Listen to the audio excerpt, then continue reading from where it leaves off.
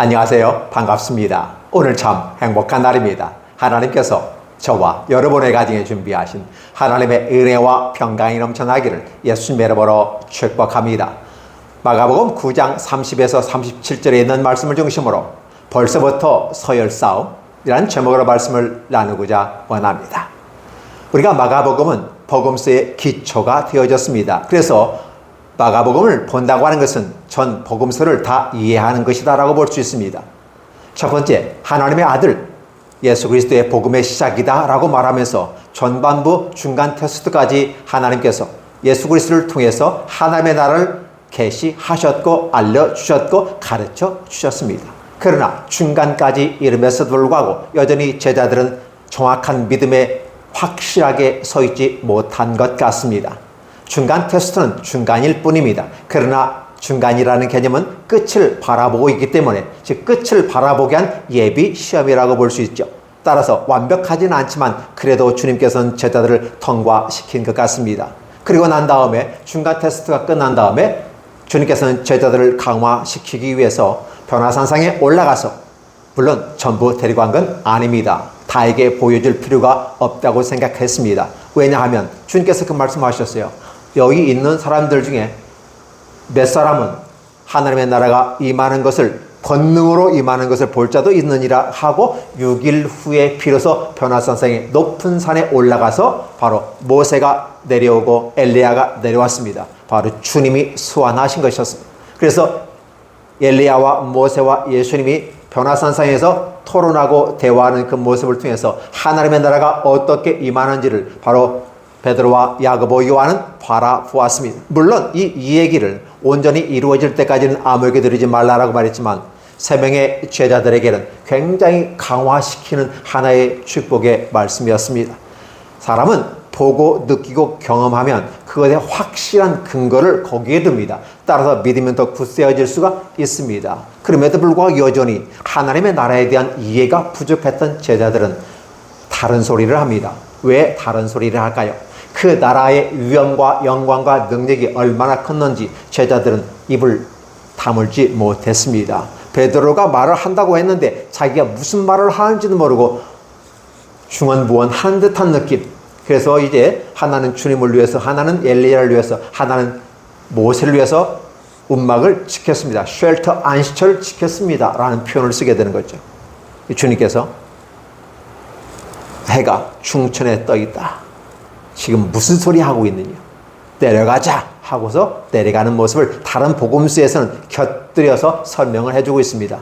이러한 상황에서 바라볼 때 예수께서 이제 하나님의 나라가 저들의 마음에 임하였고 보고 느끼고 경험하고 먹고 나누고 직접 체험했습니다. 아니 제자들 파송해서까지도 하나님의 나라가 임하는 걸 보았고 제자들은 예수님의 이름으로 귀신을 내어 쫓았고 기름을 발라 병든 자를 치유했던 사건들을 바라봅니다. 이 정도 되면 하나님의 나라가 완벽하게 임한 것 같이 느껴지지만 여전히 하나님의 나라는 진행 중이었습니다. 이미 이루어졌지만 아직 완성은 아니다라고 하는 찬양을 통해서 여전히 지속 발전하며 지속 점진성을 가지고 가야 하며 결국은 최종적인 부분 속에서 하나님 원하시는 데까지 가야 되는 것입니다. 그래서 예수께서 이제 자신의 사역의 3년의 공생의 기간 동안에 제자들을 가르치고 훈련하며 나머지 부분을 어떻게 훈련하며 이끌어갈 것인가를 고민하는 거죠. 그래서 예수께서 이제 아무에게도 알리고자 아니하여 한적한 곳에 갔다. 이런 부분은 예수님이 움직일 때는 혼자 움직이지 않습니다. 바로 제자들과 함께 움직이는 것이죠. 그러니까 이 소수의 제자들 12명의 제자들에게 특수 교육을 흘리는 겁니다. 무슨 일일까요? 여태까지 했던 모든 것에 대해서 과연 그리한가를 묻고 따지는 작업들이에요. 과연 그 말씀이 그리한가 하고 또 얼마만큼 우리의 마음속에 안착이 되어졌는가 확인하는 건 대단히 좋습니다. 한국 교회를 바라보면 하나님의 말씀을 듣고 웃고 즐거워하며 행복했습니다. 그런데 그 말씀이 그 안에 있는가라고 했을 때 그들은 마음의 말씀을 안착시키기 노력하지 않았습니다. 내 마음을 굳세게 지켜라라고 했을 때 마음을 지키는 것은 바로 무엇으로 지키느냐? 여호와 안에서 Keep your heart in the Lord. 그죠? By the word. 하나님의 말씀으로 그리스도 안에서 우리를 마음을 굳건히 지켜야 되는 건데 과연 제자들이 그렇지 못한 것 같습니다. 그래서 예수께서 내가 고난을 당할 거다. 그렇죠? 순환을 고지한 1차 가이사랴 빌립보에서 이 얘기했거니와 두 번째 고난의 사건에서 이 얘기하는 부분입니다. 그런데 제자들은 두려워서 그것이 어떻게, 아니 두렵다기보다도 예수께서 십자가에 죽으신다는 거에 그들은 굉장히 놀랐습니다. 3일 후에 다시 살아난다는 거에 대해서는 그들은 염두에 두지 못한 것 같습니다. 왜냐하면 앞에 말에 비중을 두기 때문에 그렇습니다. 그러다 보니까 그들은 무서워서 두려워서 묻기도 두려워했다. 아니 왜 그런데요 예수님? 하고 물을 수 있는데 죽는다는 말에 그만 질겁을 한 겁니다. 어떻습니까? 주님께서 돌아가신다니, 아니 우리는 주님을 따라왔는데 죽으신다니 그냥 지나가는 빈말로 한 게 아니구나 라는 사실이죠. 왜? 한 번, 두 번, 세 번을 얘기한다고 하는 것은 그 일은 빈말이 아니고 분명하고 정확하며 확실하고 나타난다는 사실을 얘기해 주는 거죠. 예수님께서 십자가에 못 박혀 죽으신 이 사건은 주님의 계획 속에 있는 거죠. 로고스 안에 이미 다 프로그램화 되어져 있는 겁니다. 그래서 예수께서 이렇게 죽으시겠다고 얘기하는 거예요. 그래서 제자들은 두렵고 놀라고 떠는 거죠. 이런 상황들이 발생합니다. 그러다 보니까 그러면 어떻게 되지? 라고 하는 부분이에요. 왜냐하면 그동안에 이루어졌던 하나님의 나라의 이러한 시스템은 없을지라도 주님의 나라에 대해서 이제 세워지고 각 사람의 마음속에 세워진 이런 나름대로 보이지 않는 하나님의 나라가 하나의 권력화된 그 모습 가운데 주님이 십자가에 못 박혀 죽으신 다음에는 과연 누가 예수님을 대신할 것인가? 즉 누가 first man인가? 누가 처음엔인가? 라는 것을 결정해야 될 사건이 발생합니다. 그러니까 그들은 사실은 주님이 십자가에 못 박혀 죽으시지도 않았고 단지 고지를 하고 그들의 마음을 더 굳건히 세워 나가면서 앞으로 내가 십자가에 못 박혀 죽을다 할지라도 두려워하지 말고 놀라지 말고 흔들리지 말고 각자의 위치에서 최선을 다하는 그런 모습을 기대하고서 얘기했는데 오히려 그는 두려워한 나머지 아무 말 못하지만 무엇을 하느냐? 그렇다면 현실적인 대안을 찾습니다.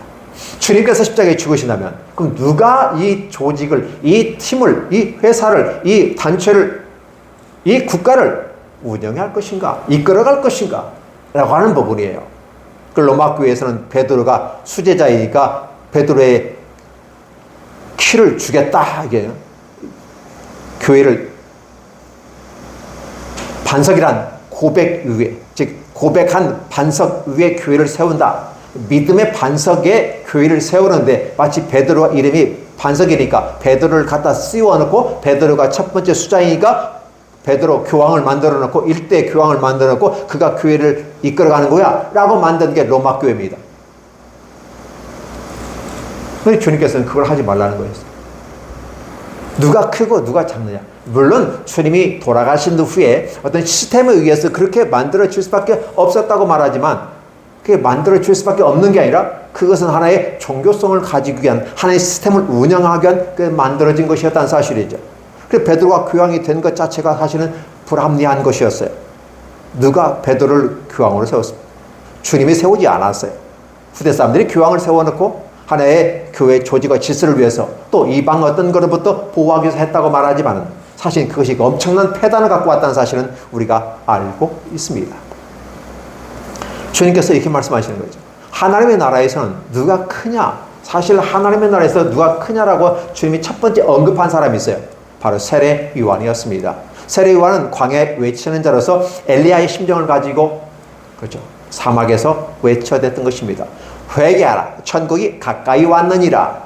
그리고 많이 오는 사람들을 향해서 이 독사의 자식들아. 근데 이 독사의 자식들이라는 것이 무엇일까요? 이 외식하는 자들아 라는 표현을 쓰면서 그들이 눈 가리고 아웅하듯이 세례만 받고 얼렁뚱땅 지나가면서 나도 세례 받았어. 그런 걸 하는 거죠.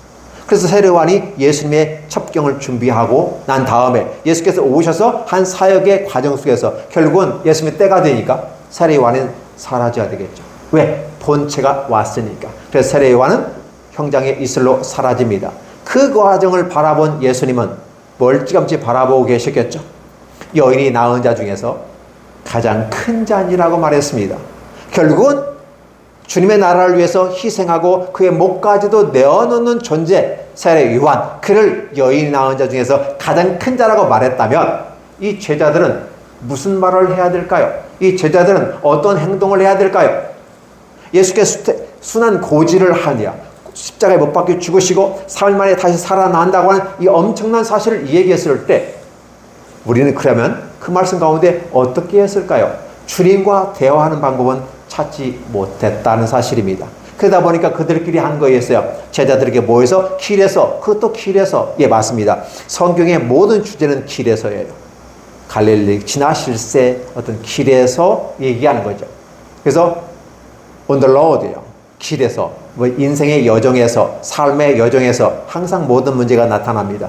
그래서 자기네들끼리 토론하고 회의하고 서로 누가 공적을 세워 많이 사느냐, 누가 나이가 많으냐, 누가 더 공적을 사랑하느냐, 누가 주님의 마음을 더 갖고 있느냐, 이런 어떤 거에 대해서 기준들을 설정하고 그것에 의해서 우리가 한번 first man, chairman을 뽑아야 되는 상황이 발생하는 겁니다. 이 분의 논의한 것 자체가 얼마나 부끄러운지 그들도 알아요. 예수님이 후라면 괜찮지만 돌아가시지도 않는데 돌아가신다는 말만 듣고도 벌써 서열 싸움하고 있단 말이야. 하나님의 나라가 개차반으로 망가지는 것 같은 느낌을 받습니다. 아직은 믿음이 완성되어지 못하고 아직은 어떤 시스템들이 그들의 마음속에 구축되지 못한 가운데 일어날 수 있는 현상들입니다. 그래서 주님께서는 그들을 책망하기보다도 그들에게 가르칩니다. 이러한 것을 아셨던 주님께서 한적한 곳에 다른 사람이 알리지, 수많은 무리, 군중들 앞에서가 아니라 스타성만 늘 부각되는 모습이 아니라 이제 소그룹으로 모여서 제자들을 가르치고자 원하시는 것이었어요. 그래서 주님이 가르치신 것이 과연 무엇일까? 여러분들은 주님이 가르친 것이 무엇이라고 생각하십니까? 바로 누가 크냐는 것이었어요. 단지 크냐, 크다를 그럴 때는 첫 번째, 두 번째, 세 번째. 물론 순서적으로 누가 먼저 왔느냐. 이제 무술을 배우는 데서 제일 먼저 들어온 사람이 어떻게 돼요? 사형이 되는 겁니다. 그 사제가 되어지는 거고 사형이 제일 우두머리가 되고 짬밥 순례에 그렇게 연결되어집니다. 과연 제일 먼저 다가온 제자는 누구였을까? 아니, 누가 가장 사랑을 받은 제자였을까? 그렇죠? 또 누가 더 많은 공적을 했을까? 누가 더 고생을 많이 했을까? 누가 주님의 의중에 든 사람일까? 그렇죠? 예수님의 마음을 갖고 있는 사람은 누굴까? 요 포인트에 우리는 관심이 있습니다. 근데 주님께서는 여전히 우리들의 관심과는 다른 관점을 가지고 얘기해요. 바로 하나님의 나라는 바로 섬기는 자가. 여기서는 맨 뒤에 있는 사람이라고 말하지만 사실은 맨 뒤에 있는 사람은 어떤 걸 할 수가 없어요. 그래서 사실 임원들을 뽑더라도 앞에서 나서서 일하도록 임원을 뽑는 겁니다. 임원, 그죠? 회장, 부회장, 총무, 서기, 회계. 기본 시스템을 가지고 이걸 좀 더 확장 더 크게 만들 수도 있겠죠? 어쨌든 그들이 앞서서 섬기라고 뽑아준 겁니다. 그런데 그 임원들이 군림하고 있다면 사실 이 땅에 있는 모든 임원들은 다 군림하고 있어요. 회사 임원도 군림합니다. 임원이라는 자체가 굉장히 큰 위치를 차지해요. 일들을 하고 그만큼 많이 일을 하고 공정하고 사실 운영을 하고 있기 때문에 그렇습니다. 그 때문에 힘도 있고 파워 있고 능력 있고 갑질도 하게 되는 것을 볼 수 있어요. 하나님의 나라는 이 땅의 나라의 조직과 시스템과 다르다는 것을 얘기해 줍니다. 하나님의 나라는 누가 크냐? 맨 끝에 있다고 하는 개념보다는 사실은 남을 섬기는 자의 위치에 있다. 낮은 자의 위치에서 아니면 자신의 위치에서 주어진 대로 남을 섬기는 데 목적이 있어요. 기독교의 특징이 이거예요. 그런데 이것을 저버리고 교회 안에서 군림하고, 그렇죠? First man, 첫 번째, chairman, 예, 의장, 이런 것. 그래서 회장도 뭐 대표 회장 이런 식의 표현을 하면서 다양한 회장들을 막 두고 그의 대표 회장을 둡니다. 물론 그렇게 해서 조직을 운영한 시스템은 있지만 과연 주님이 기뻐하실까를 생각해 봐요. 그거 아니면 못하는가라고 제보해요. 중요한 것은 주님이 고난을 당하고 3일 만에 죽을 것이다 라고 했을 때 사실 거기에 포인트를 두어야 되는데 전혀 다른 쪽에 가서 그분 어차피 돌아가신 다음에 돌아가신 다음에 3일 만에 살아나는 것까지는 못 믿겠어. 왜? 죽은 자가 죽으면 끝나는 거 아니에요. 물론 나사로가 죽었다가 살아나는 사실은 있어요. 그건 주님이 계셨기 때문에 살아나는 것이지. 예수님이 죽으신다는데 예수님 자신이 죽으면 어떻게 살아날 거야? 하나님의 능력이 그들에게 아직 임하지 못했습니다. 변화산성에서 강력한 죽은 자가 살아 내려옵니다. 엘리야 죽지 않고 올라갔다 내려왔어요. 모세 죽었다가 다시 내려왔어요. 그냥 살아있어요. 죽어도 살겠고 살아서 산 자는 영원히 죽지 아니하리라. 하나님의 말씀을 그대로 인용한 겁니다. 죽어서 산 자 누구예요? 모세요. 죽었던 시신이 있었어요. 그런데도 불구하고 모세는 다시 살아있어요. 엘리야 죽지 않고 갔어요. 죽든 살든 하나님의 나라의 관심은 어디에 있다? 죽고 사는 문제가 아니라는 거였죠. 하나님의 능력이 임하게 되면 우리가 감당치 못하고 우리가 이해하지 못한 새로운 하나님의 계획이 로고스 안에 있는데, 주님은 죽으셨다가 3일 만에 다시 살아나야 된다는 거예요. 3일입니다. 우리는 생각해 사흘 만에 이렇게 표현하게 되고 3일 만에 이렇게 표현, 같은 말입니다. 하나님께서 그렇게 살아나야 한다는 거예요. 그 다음에 주님이 고난을 당하실 때 우리는 어떠한 자세와 어떤 태도로 이야기할까? 많은 사람들이 주님이 돌아가신다는 생각을 그들이 할 때는 그들은 울고 슬픔에 잠길 수 있을 겁니다. 그렇다면 그들이 울고 슬픔에 잠기는 이러한 것들 어떤 식으로 교육을 시켜 나아갈 것인가 생각하는 것이 더 합리적인 제자들의 모습은 아니었을까? 그런데 여전히 제자들마저도 주님의 제자도에서 멀어져 있더라. 주님의 제자도라고 하면 뭘까? 제자들이 할 수 있는 도가 하나의 규범, 시스템, 윤리 강령이라고 볼 수 있는 거죠. 성경의 윤리 강령은 뭘까? 남을 섬기는 겁니다. 사랑하는 겁니다. 나보다 남을 높게 여기는 것입니다. 그렇죠? 이게 성경의 강령이에요. 주님께서도 하나님께서 신이 인간의 몸을 입으시고 낮아져서 우리를 섬기시고 십자가에 죽기까지 섬기셨다. 그래서 주님은 그걸 알아서 우리를 사랑하실 때 끝까지 사랑하셨다라고 말하면서 십자가에 죽을 때 이는 하나님의 사랑을 마침표를 찍었다. 율법의 마침이 되었다라고 우리에게 설명해주고 있는 것이죠. 이런 것들을 바라보는 겁니다. 근데 여전히 예수님 믿고도 예수님을 따라다니면서도 수많은 기적과 능력을 체험하고 보고 먹고 함께 했음에도 불구하고 공동체성을 가지고 갔음에도 불구하고 여전히 다른 생각을 가지고 있을 수도 있구나. 인간의 연약함과 나약함을 이 얘기합니다.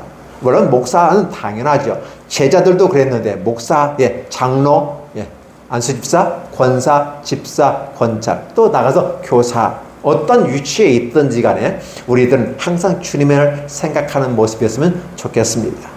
하나님의 나라가 이 땅의 기준을 가지고 하나님의 나라를 설명을 자꾸 해보려고 하니까 어거지로 꿰어 맞춰서 나가는 경우가 많아요. 그냥 하나님의 나라는 어거지로 꿰어 맞추는 게 아니라 반대로 하나님의 순리대로 가게 되는 것입니다. 그러다 보면 어떻게 보면 이 땅에 존재하는 모든 조직과 시스템들은 그 시스템이 있어요.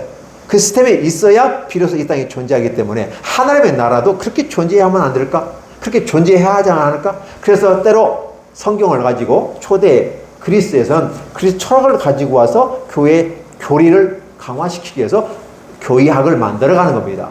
그래서 하나님을 성경은 이렇게 표현하는데 그걸 종합적으로 생각해 보니까 하나님은 이러한 부분을 우리가 정의를 내리자라고 말하는 것이 신학이었습니다. 그러한 것들이 철학의 기초에서 만들어졌다는 것입니다. 그러다 보니까 마치 예수 그리스도를 향한 이 믿음의 세계가 기독교라는 이름으로 정착이 되어졌고 지금 오늘에 이르렀던 것입니다.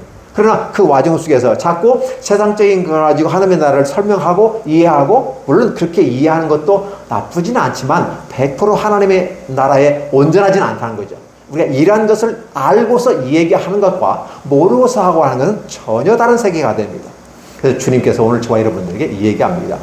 예수 믿는 사람들은 어떤 모습인가 생각해 보시기 바랍니다. 로마에서 교회가 기독교 국가 종교로서 인정되기 전까지는 믿으면 죽습니다. 잡히면 죽습니다. 천국 갈 수는 있습니다. 그러나 무섭습니다. 이게 기독교였어요. 그러나 공인된 이후에는 그런 순수하고 믿음의 찬 모습보다는 이제 어떻게 돼요? 이 기독교란 공인된 걸 통해서 내가 어떻게 출세할 것인가, 내가 이 사회 속에서 어떻게 공인된 기독교 시스템 속에 들어가서 안착하고 내가 행복하고 성공하고 잘 살 수 있을까. 그러니까 하나님의 나라를 바라보기보다는 이 땅의 것에 더 관심을 가졌던 것이 사실입니다. 그래서 예수님의 제자들 위해 사도들, 속사도들, 그리고 교부들이 이어져 내려오는데 그들의 삶의 현장 속에서 여전히 다툼이 있었다. 이런 부분이 굉장히 커요. 교회사 중세를 거쳐 온 모든 과정 속에서도 결국은 다툼이 있었다. 악용이 있었다. 누가 옳으냐라고 하는 다툼은 계속되어졌습니다. 물론 다툼이 진리를 밝혀가고 정립이 되지 않는 것을 정립시키는 하나의 신학적인 관점에서 정리되는 것은 사실입니다. 그래서 기독론이라든지 교회론이라든지 기타 다른 신론에 대해서 어떻게 하나님을 바라볼 것인가, 어떻게 예수님을 바라볼 것인가, 어떻게 교회를 바라볼 것인가, 이러한 신학들이 그런 논쟁, arguing, 논쟁을 통해서 정립이 되었던 것입니다. 그래서 잘못된 것을 이단으로 정죄하고 옳은 것은 정통이라고 하는 거예요. 정의라는 바를 정자예요. 바르게 통일이 되어졌고 그 길로 간다. 이게 정통입니다. 그러한 것들이 이어진 것들이 전통이 되는 것입니다. 그러니까 전통은 잘못된 것이 내려가도 전통이 되고 좋은 것이 내려가도 전통이 됩니다. 전통이 중요한 게 아니라 정통이 중요한 것이죠. 왜? 바른 것이 중요하기 때문에 그렇습니다. 그러나 그런 논쟁의 과정은 기독교라는 세계 속에 하나의 신학의 틀을, 체계를 세우는 그런 모습이었어요. 이런 것으로서 하나님의 나라 세계가 채워질 때는 하나님은 그 의사 속에서 굉장히 기뻐하셨던 것입니다. 무엇이 잘된 것이고 무엇이 틀린 것인지, 무엇이 이단에 속한 자들이고 무엇이 정통에 속한 자든지, 무엇이 왜곡된 것인지 무엇이 바른 것인지를 알려주는 부분이었어요. 그렇기 때문에 그건 굉장히 멋있는 논쟁이었습니다. 그러나 누가 잘났냐, 누가 크냐, 누가 높은 자리에 앉냐라고 하는 개인의 야망과 욕망이 다시 하나님의 나라 시작되는 이 시점에서 하와에게 임하였던 것처럼 보암직도 하고 먹음직도 하고 탐스럽게 나를 지혜롭게 할망직한지라 이런 탐욕이 제자들의 마음속에 들어왔다는 사실이에요. 다시 한번 에덴 동산에서 파괴되었던 하나님의 나라가 예수 그리스도 제2의 아담이신 예수 그리스도에서 만들어진 하나님의 나라에서 파괴되기 위한 직전에 있었던 것입니다. 그래서 주님께서는 그들을 불러놓으시고 가버나움 한 집에서 가르쳤다는 사실입니다. 그러면서 친히 샘플을 어린아이를 갖다 놨습니다. 왜 어린아이를 갖다 놨을까? 어린아이는 세상에서 바라보면 고와 과부, 나그네, 약자 중에 약자입니다. 그리고 어린아이는 사실 인격체로 대접도 받지 못했고 가장 무능력하며 생산이 없는, 그렇죠, 이런 존재로서 어린아이를 바랐기 때문에 가장 약자입니다. 무시당하기 좋은 아이입니다. 위치에 있습니다. 그런데 그런 아이를 하나 갖다 놓고 이 어린 아이같이 나를 생각해야 된다. 이 아이를 영접하는 건 나를 영접하는 것이다 라고 표현합니다. 그리고 이 어린아이를 영접하는 것은 나를 영접하는 것인데 때로는 보면 나를 영접하는 게 아니라 나를 보내신 하나님을 영접하는 것이다 라고 해요. 그러니까 결국은 이 어린아이는 하나님과 동등의 모습 가운데 이 어린 소자 하나에게 행한 것이고 나에게 행한 것이고 하나님께 행한 것이다. 그래서 소자에게 물 한 그릇 대접하는 것도 내가 결코 잊지 않겠다라고 하면서 이 세상에서 가지고 능력 있고 세팅된 어떤 조직된 속에서 자리 잡고 있는 그런 사람들을 대접하는 게 아니라 오히려 그런 사람들은 너에게 돌려줄 것이 있기 때문에 내가 그들에게 갚은 것을 오히려 그가 너한테 갚음으로 내가 받을 복이 사라지는 것이기 때문에 이왕이면 네가 복을 받을 거라면 바로 갚지 못할 자들을 네가 도와라. 너는 그에게 빛을 주는 거야. 그는 너에게 빛을 진 거야. 너는 하나님 앞에서 그 빛을 받으면 되는 거야. 따라서 너에게 다시 돌려줄 수 없는 어떤 행위들을 하는 것이 선한 행동의 기준이라고 가르쳐주고 있어요. 여러분들은 선한 행동이 무엇이라고 생각합니까? 라면 하나를 갖다 놓고도 사진 찍기 바쁜 이 시대입니다. 그래서 나는 이렇게 기부했고 나는 이렇게 후원했고 그래서 사진 찍기 정신이 없어요. 이 사회가 그렇습니다. 특히 복지사회에서도 그렇습니다. 라면 몇 박스 놓고 사진 찍기 정신이 없어요. 안 하는 것보다는 좋지만 그러나 몇 박스 놓고 사진 찍는데 어떤 사람은 수십억 수백억까지는 아니어도 그렇죠. 100만 원, 200만 원, 1000만 원 하면서도 무명의 익명으로 기부하는 사람도 있는 것을 바라보면 무엇이 진짜 하나님의 나라가 그에게 임하는가를 보여주고 있는 것이죠. 오늘 우리 한국 교회를 바라보고 목사님들을 바라보고 먼저 믿은 사람들을 바라보았을 때 여전히 제자들과 같은 모습이 그대로 남아 있습니다. 그래서 무엇을 먹을까, 무엇을 마실까, 무엇을 어떻게 할까, 어떻게 하면 건강하고 어떻게 하면 오래 살고 어떻게 하면 장래 미래를 어떻게 할까 다 요구에 전전긍긍하고 있고 어떻게 하면 좋을까, 어떻게 하면 좋을까. 주님께서 말씀하시는데 너희가 무엇을 먹을까 마실까 염려하지 말라. 하나님의 나라를 구하는 자는 너의 있을 것을 내가 알기 때문에 내가 다 채울 거다 라고 말했다면 그 말씀을 그대로 믿고 행한다면 어땠을까 라는 부분이에요.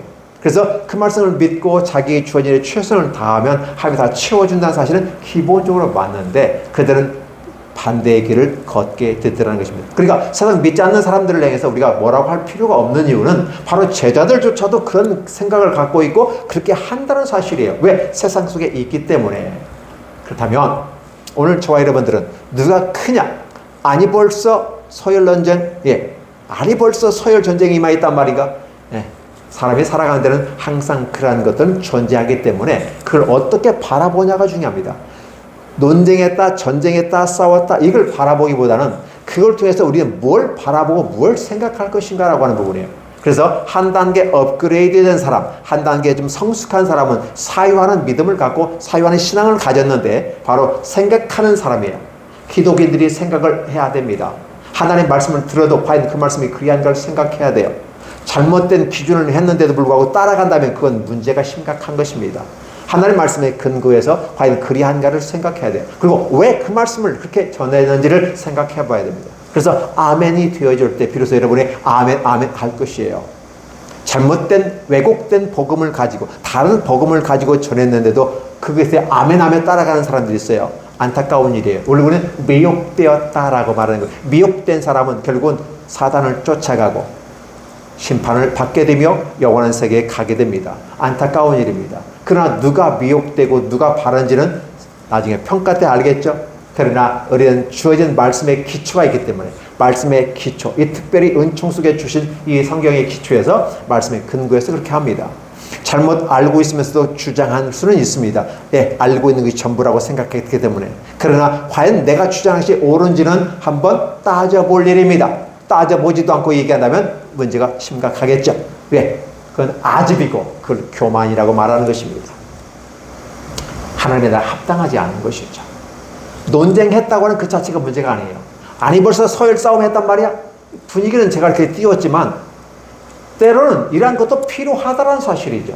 문제는 그 논쟁과 싸움 속에서 그들이 어떻게 잘못 짓고 있다는 사실을 깨닫게 되는 거고, 지금 우리는 그 서열 싸움의 문제가 아니라 주님이 순한 고지, 즉 십자가에 못 박혀 죽으시고 사흘 만에 살아나야 된다는 이 사건의 포인트를 두면서 여기에서부터 출발해야 되는데 이것은 내려 던져놓고 다른 것 갖고 왔기 때문에 문제가 되는 거예요. 그러나 여전히 사람이 살아가는 데는 문제가 있게 마련이고 그 다툼이 있게 마련입니다. 그래서 그 문제를 어떻게 풀어갈 것인가, 하나님의 나라에 풀어가는 방식, 해결 방식은 어떻게 될 것인가, 사회복지적 관점에서 문제 해결 방법에 어떤 과정의 공부가 있습니다. 그러나 중요한 것은 하나님의 나라에서도 우리 인생의 삶에 걸어가는 모든 과정 속에서 어떤 문제가 발생할 때 그걸 왜 그러냐고 따지고 묻고 그런 것보다는 그러면서 어떻게 풀어갈 것인가에 대해서 고민하고, 그러면 하나님의 나라 백성들은 어떤 식의 그걸 정착시키고 안착시켜서 모든 성도들이 그 기준을 따라 함께 간다면 편안한 삶을 살 수 있지 않을까 생각을 해보는 것이죠. 그렇죠? 주님께서 오늘 저와 여러분에게 말씀하시는 겁니다. 믿음이 크고 작음의 문제가 아니다. 거기가 크고 작음의 문제가 아니다. 어린이나 애나 누구든 남녀 이런 게 자체가 중요한 게 아니다. 남자와 여자, 어린아이, 어른, 또 크다 작다 이런 것들은 하나 이 땅에 존재하는 형태이기 때문에 괜찮다. 작든 크든 많든 관심 없이 오직 그 과정 속에서 그 다음에 어떻게 할 건데, 그 다음에 무엇을 준비할 건데, 어떻게 실천하고 나아갈 건데, 하나님의 나라를 위해서 나 혼자만 아니라 어떤 시스템을 만들어서 우리가 함께 갈 건데 라고 한 그러한 교회 발전적인, 교회 지속 가능한 발전의 모습, 이미라도 이루어졌던 하나님의 나라가 지속 발전하며 완성되어야 될 그날 가기까지 교회는 어떤 시스템과 어떤 조직력과 어떤 힘으로 갈 것인지, 또 어떤 방향으로 갈 건지에 대한 토론과 논쟁이 있기를 원합니다. 그래서 목사님들끼리도 모여서 함께 성경을 논하고 이야기하며 어떻게 하나님의 나라를 만들어갈 것인가, 어떻게 목회의 풍성함을 가져올 것인가, 어떻게 성경을 풍성하게 만들 것인가를 생각하는 이러한 모습은 대단히 멋있는 것으로 우리가 규결되어 볼 수 있어요. 따라서 하나님의 나라 안에서 생기는 모든 문제는 하나님의 관점으로, 믿음, 소망, 사랑의 관점으로, 예수 그리스도의 십자가에 못 박혀 죽으시고 살아나는 관점으로, 사랑의 관점으로 바라보면 문제가 다 보이고 해결될 수 있는 길이 열리게 될 것입니다. 오늘 이 말씀을 듣는 저와 여러분 모두에게 하나님의 은혜가 넘쳐서 지혜와 총명과 은혜가 넘치고 하나님 말씀에 대한 식견이 넓어지는 하나님의 세계가 확실하게 열려서 여러분 눈에 마음속에 확실하게 안길 수 있는 놀라운 축복이 있기를 예수님의 이름으로 기도합니다. 하나님 아버지 감사합니다. 무한한 사랑 감사합니다. 무한한 능력 감사드립니다. 그러나 그 세계가 우리 가운데 오기까지는 많은 시간이 필요한 것이고 많은 능력이 필요하습니다. 하나님 감사합니다. 어떤 분이 그 말을 하더군요. 머리에서 가슴으로 내려오기까지가 30년이 걸렸다고.